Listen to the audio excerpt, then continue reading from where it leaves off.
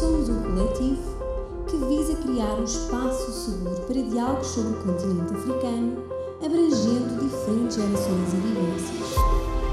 Criar laços dentro da comunidade, contribuindo ativamente para o desenvolvimento do nosso continente e de uma diáspora mais visível e presente. Somos a África na diáspora.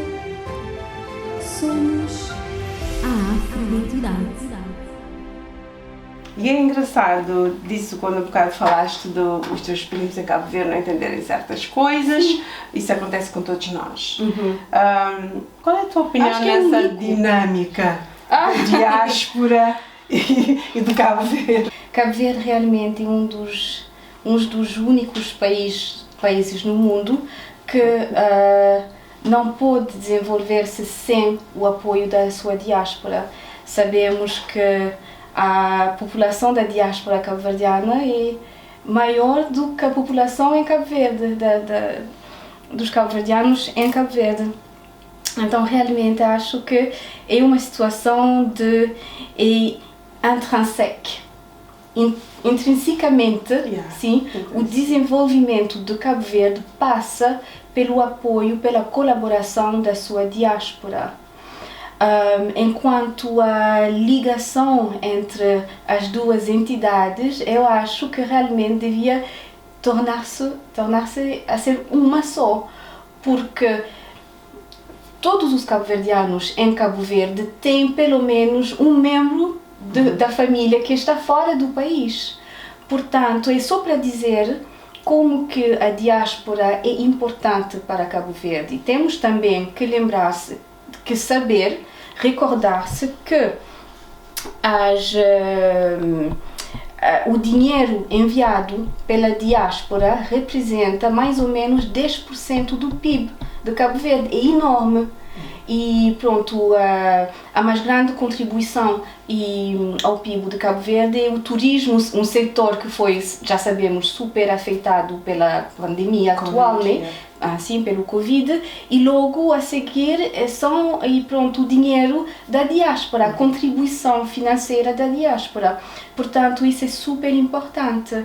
E sabendo ainda por cima que Cabo Verde é um país com muito pouco e em termos de recursos naturais, dependemos mesmo dessa ajuda externa. E o país, por exemplo, importa, acho que são 85% da sua alimentação, dos seus alimentos vêm do exterior, é enorme.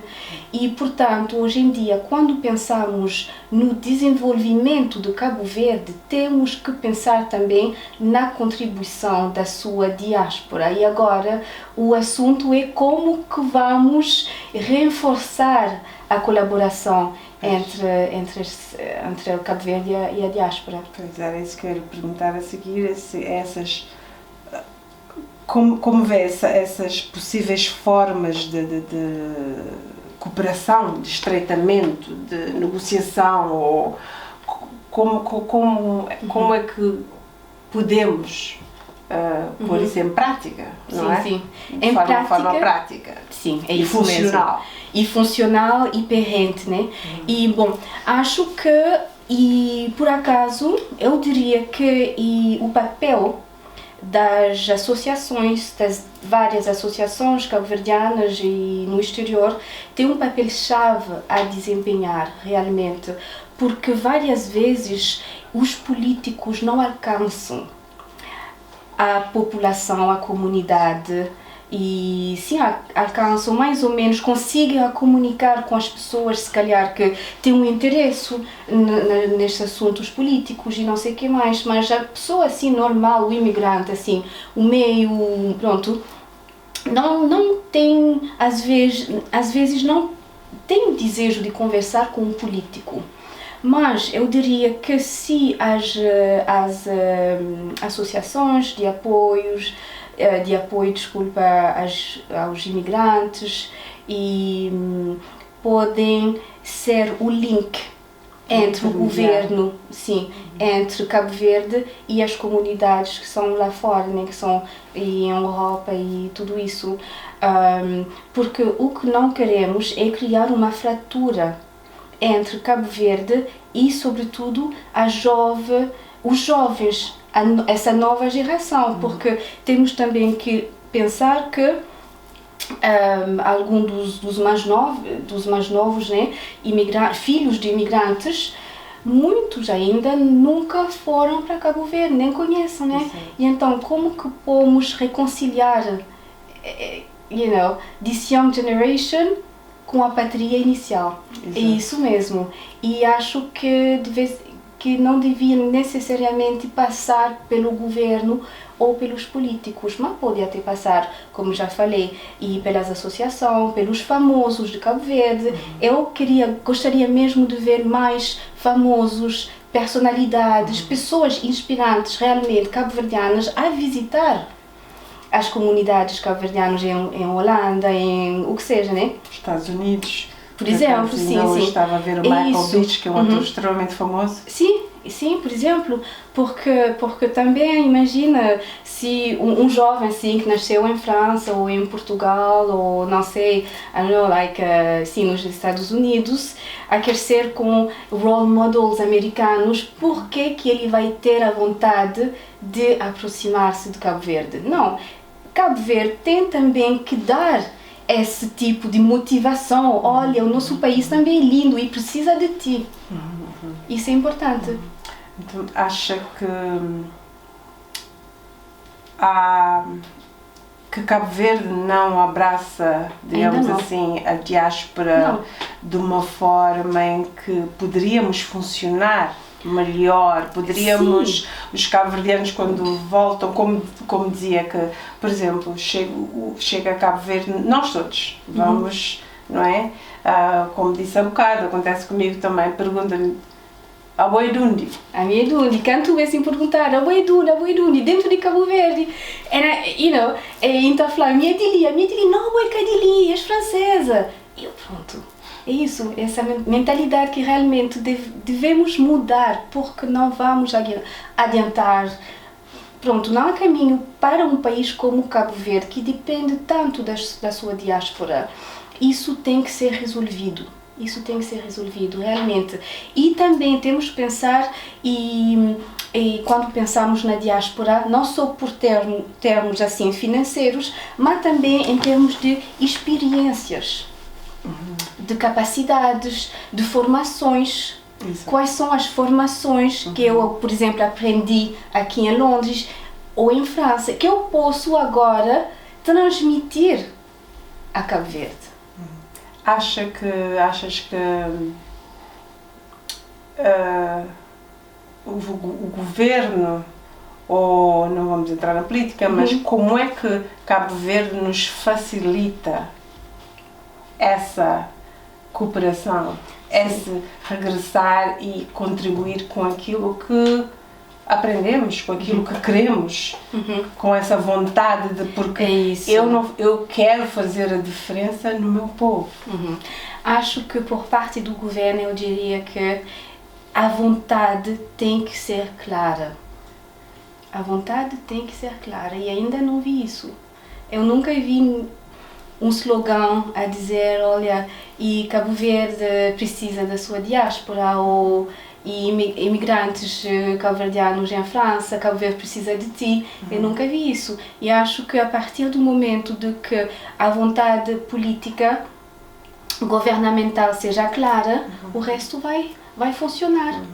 Porque, pronto, uma pessoa assim fora do seu país de origem sempre tem essa vontade de ou voltar, ou pelo menos de guardar essa ligação com a pátria, sempre. Sim, porque até agora, também compartilho, existe tipo esta barreira no meio. Sim. Cabo Verde, diáspora. Sim.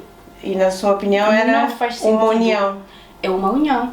Cabo Verde. Um país como Cabo Verde, um país seja, será Nigéria ou Senegal, pode funcionar sem sem ter uma grande relação, colaboração com a sua diáspora, mas Cabo Verde não. Não. Cabo Verde precisa da sua diáspora, precisa mesmo. E também a diáspora precisa do apoio de Cabo Verde. Exatamente. Porque a imigração mudou. E como é que isso implica também na identidade?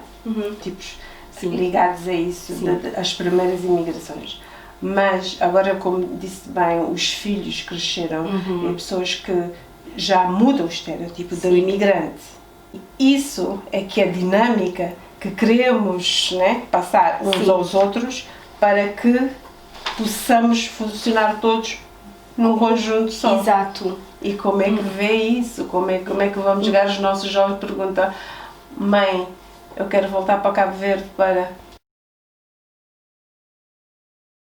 Mas eu acho que realmente temos que criar a vontade de conhecer Cabo Verde. Porque eu tenho dois filhos, né?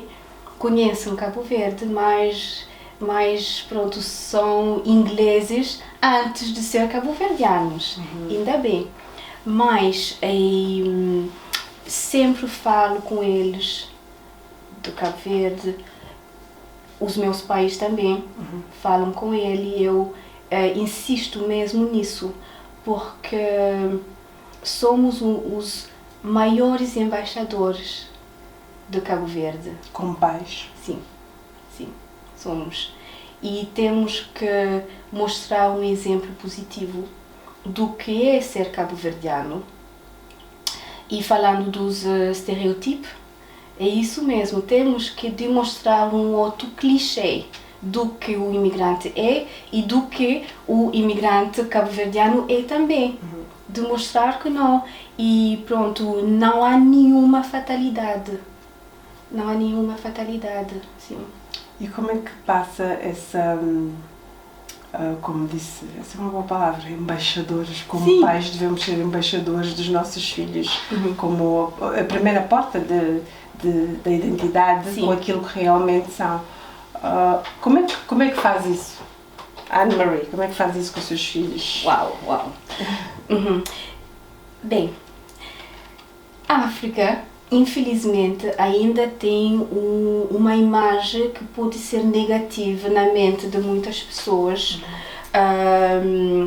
Muitas vezes as pessoas pensam na África em termos negativos, é um continente mais pobre do mundo, não há possibilidades, os africanos não têm capacidades e tudo isso.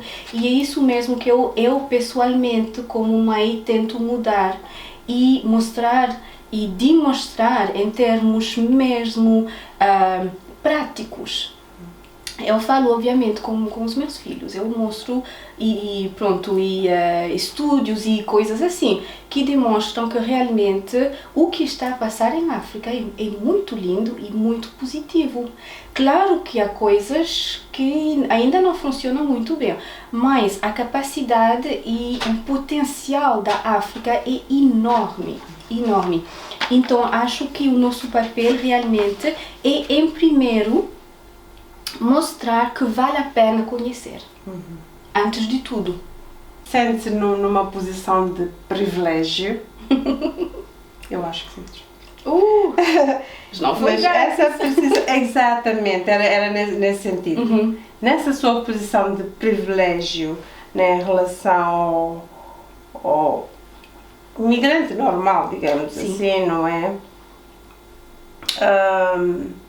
Descreve esse sentimento, porque às vezes quando escrevemos o sentimento, porque já falou na caminhada até chegar lá. Agora o sentimento de porque é uma cabo-verdiana, não é uma cabo-verdiana ao mesmo tempo, 50, viu a luta dos seus filhos, dos seus pais, e qual é esse sentimento hoje? Onde está? O que já alcançou? E como cabo-verdiana? Uau.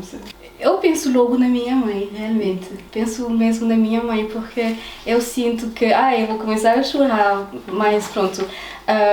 Porque realmente eu sou a finalidade até da sua caminhada. Não sou minha, não. Aliás, até a caminhada da minha avó. Tá a ver? É isso. A imigração, para mim, não é um facto individual. A imigração é coletiva. Eu sou aqui, mas realmente eu cheguei aqui com o meu povo. Portanto, se eu estou aqui, foi também por causa das batalhas que elas, a minha mãe, as minhas tias e avós e bisavô e tudo isso, as batalhas que elas já ganharam, né? Exato. Uhum. Uau, eu estou sem palavras. Porque já ia lhe perguntar se alguma vez teve crise de identidade, mas já percebi que não. Não, Nem pensar. nem pensar. Ok.